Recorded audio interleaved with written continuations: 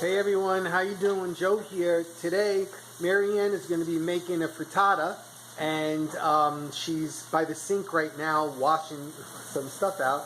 So I think I caught her by surprise. Hello. But hello out there in TV. you know, because we want to try to start making a series of MaryAnn cooking a lot of the dishes that we grew up with. You know, we're both of Italian heritage.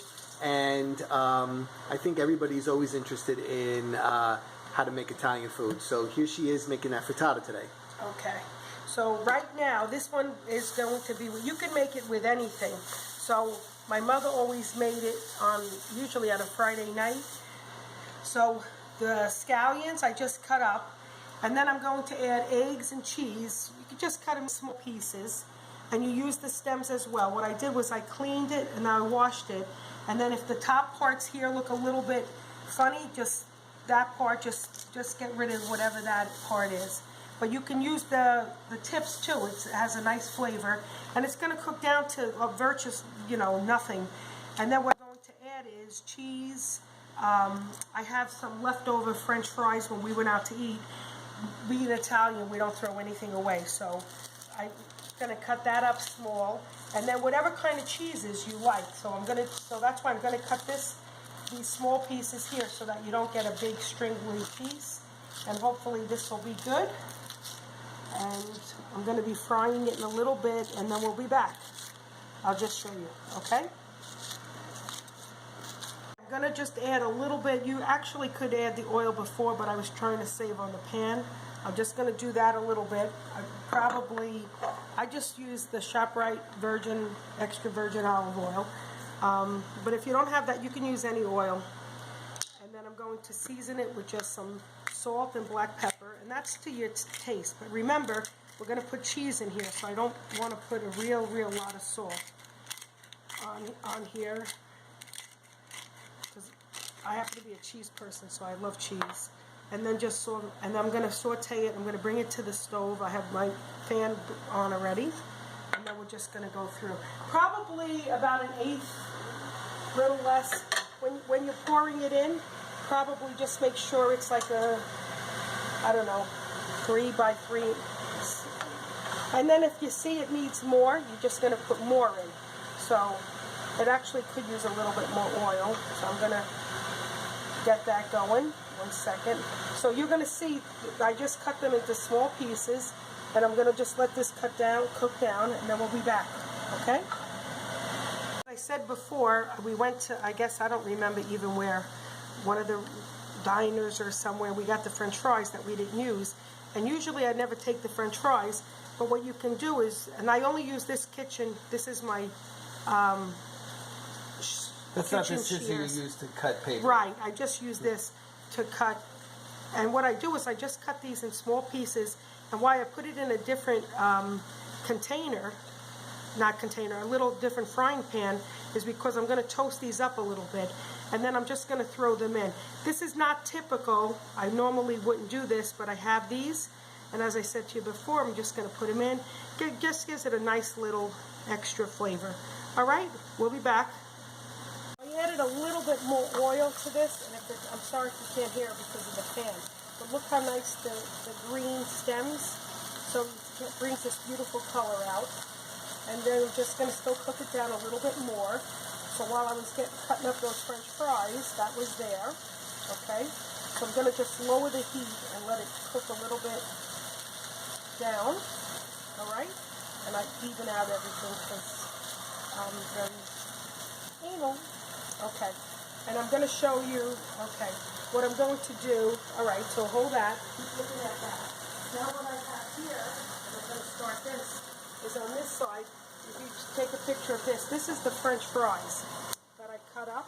And I cut them in little square pieces.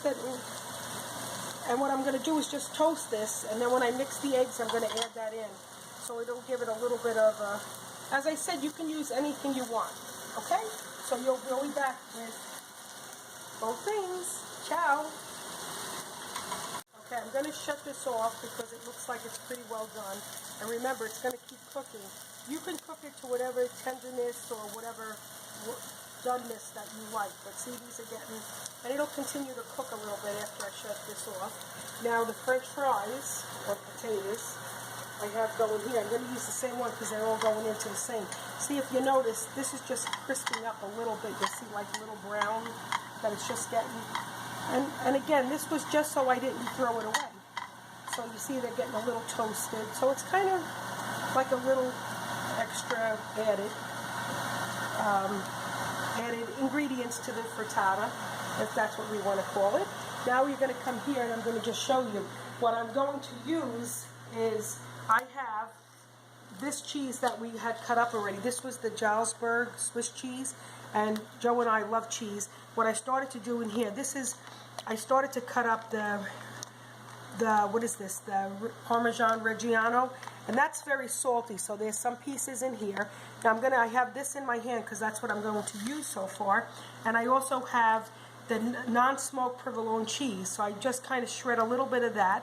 And then I also have the mozzarella cheese. Again, whatever you have in your refrigerator, that's what you're going to use. So I'm just going to have it cut up so it's ready to go, so that when I scramble my eggs and put my eggs in, and this again I just cut into small pieces because we love cheese. My sister doesn't, but Joe and I are mice. Anyway, that's the Jarlsberg cheese that was a big wedge, and I cut it up because when you cut it up, then you come home and you just want a snack and you just want to have a little piece of cheese. And sometimes I cut off some pieces a little bit bigger because it's nice when you're eating the frittata and you get a nice chunk of cheese in there. So I'm just cutting that up. And then I'll just kind of break it apart, whatever. This is now the Jarlsberg cheese. So I'm just cutting that up. If you have American cheese in your refrigerator, cheddar cheese, again, whatever you have, anything works well. The Jarlsberg cheese is a nice cheese when you're making a frittata. I don't know why, because sometimes the mozzarella cheese, you don't really even taste it when you're eating it. I don't know. It has a very mild taste. So anyway, so this is getting ready, and then I'll show you what I have here, and we should be ready to pour it all together and be cutting it. Again, you add as much cheese or as little cheese as you like. Some people, this is that Parmesan Reggiano. If I see it a little bigger, I just cut it a little smaller. But it'll melt in there anyway, and as you're mixing what I have here now is that I did 6 eggs. So I'm just going to scramble those up. And when I put this in the bowl, I don't put it in directly in the bowl, because if you get one bad egg, it ruins your whole thing. So I did the 6 eggs. I'm just going to scramble this up. I'm probably going to add a little bit of milk to it. Milk or water, just to loosen up the consistency. And we will be back. Okay, so this is the 6 eggs in here. Okay, to the 6 eggs, and I did this, I was cutting up the cheeses, so I have a mixture of a little bit of Parmesan Reggiano, but I have the provolone cheese, okay, I cut up 1 stick of mozzarella, and I cut up the Jarlsberg, and I did that so you can see it's about a cup, only because if I was making it, I would say, well, how much cheese? So I just wanted you to be able to know. So I did a cup of cheese in there. Now remember, I already put salt and pepper on my inside. So it looks like a lot of cheese, but you remember I have the French fries as well. So I toasted the French fries. I'm going to go get that right now. Hold on a second. Oops, it's here. Sorry. So if you look, you can see these came out nice because they're like toasted nice. So I just throw that in to the egg mixture, and I mix it up, and I'm going to now put this whole mixture. I'm going to go get the scallions, which I'm still trying to perfect. I used about 1.5 bunches. I probably could have used like 2 full bunches of the scallions. So I'm just going to mix it in so that it all just incorporates. Some people throw it in on the top.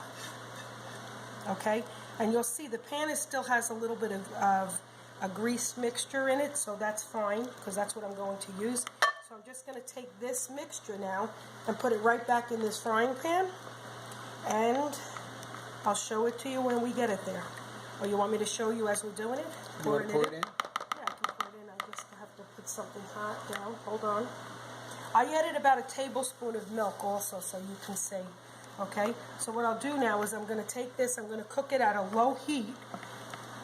See, it kind of looks nice, right? I'm going to cook it on a low heat, and then I know people put it in the oven, but I'm going to attempt to turn it upside down. I think it's another example of one of those rustic dishes that people find desirable right now. No, am I wrong? Right, but you know what? It's a rustic dish, but it's a dish that whatever you have in your house, like, so I had these French fries left. I can use French fries. If you had something else left, you can something you like, right? Like, you like shrimp or something. Yes, right? you can put right in. Yeah. So I'm going to just show you. We're going to cook this on a low heat, So and then I can kind of tell you what time it is. All right? Okay. Okay, tell me when you're ready. Yeah, it's on. Okay, this is about 4 minutes. You can lower that fan. 4 minutes into cooking, and you see I'm going around with my spatula, and it's kind of just lifting nice. And you see there's the piece of cheese. Sometimes if it's very wet, I'll go underneath and let it go through. What I did was I covered this one. If you have a frying pan that has a cover, you can put the cover on because it'll just make it cook a little bit faster. I just wanted to get a little bit more cooked before I turn it. Some people will. I'm not sure about these pots, if they're oven proof, that you can go in. My mother used to just always turn it, so I'm going to attempt to turn it. When I attempt to turn it, if it doesn't come out well, you're not going to see the end of this video. And I also put a little bit after the video cut out, just a sprinkling of black pepper. Okay, you can see it there. So again, I'm going to let it cook for probably another 3 or 4 minutes, and then I'm going to attempt to turn it over. Okay. Now again, it's cooking about probably another 3 minutes, and I did cover it with a dish, but I don't recommend that the dish gets hot. So now I'm going around. This is a non-stick frying pan. This is the Tefal. I actually love that, but you'll see the whole thing is kind of loose here. So now I'm going to attempt, let's see how hot this is, to slide this on here. You have to kind of play with this and make sure. Otherwise, if you're not brave, Joe just backed away. What was that about, Joe? So I can get the frying pan and the dish in this shot. I thought Joe backed away because he didn't trust me. No. Okay. I've seen you do it before. Yeah, but sometimes it works great. And of course, okay, so shimmy it, push it here, and now quickly. That was pretty good.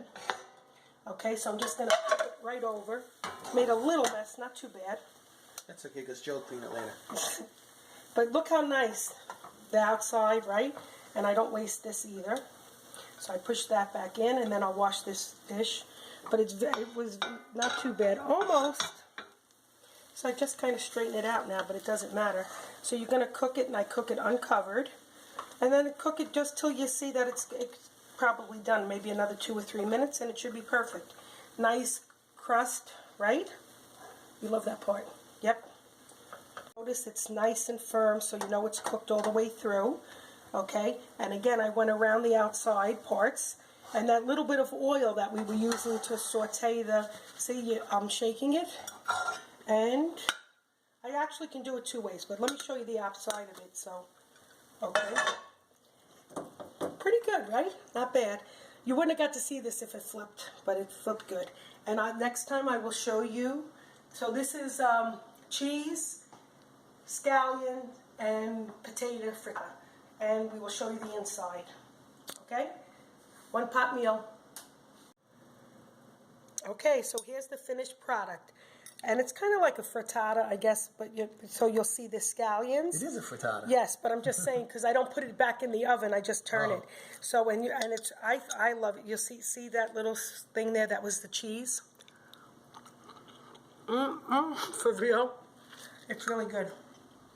A little hot. I want to give you some, Joe. But cooked perfect. Whole thing took about 15 minutes on the oven. So again, 6 eggs. On the stove. On the stove, I'm sorry, 6 minutes total. But 6 eggs, a scallion, So it's a relatively cheap meal, a cup of cheese, more or less to your liking, and you have a nice meal here, or an accompaniment to a meal. We're going to use it as part of another side dish, but it's delicious. And it's also great because this is great for lunch, so you can take it for lunch. So you make it, you'll see it's a nice portion, so you get at least 6 to 8 slices out of here, and bon appetit.